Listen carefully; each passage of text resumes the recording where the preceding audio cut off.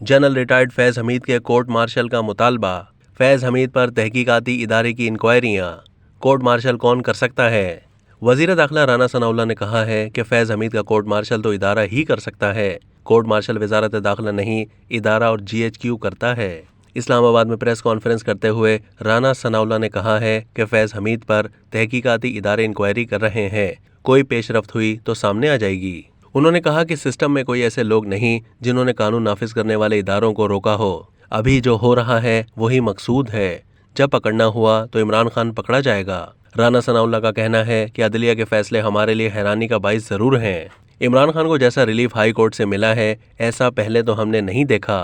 मेरा ख्याल है कि 13 मार्च के बाद इसके लिए मजीद गुंजाइश होगी। फराह गोगी 12 अरब रुपए लेकर दुबई भागी हुई है। वजीर दाखिला ने कहा कि फराह गोगी इसकी फ्रंट मैन थी। नैब में सारा रिकॉर्ड पड़ा है। कभी उसने बताया कि 450 कनाल अराजी उसके नाम कैसे लग गई, कभी उसने कौमी खजाने को 50 अरब रुपए के टीके का जवाब दिया है। नए चेयरमैन नैब को चाहिए कि सुस्त रवि खत्म करके मामला आगे बढ़ाएं। अब तक के लिए इतना ही। मजीद मालूमात के लिए डेली जंग के YouTube चैनल को सब्सक्राइब कीजिए।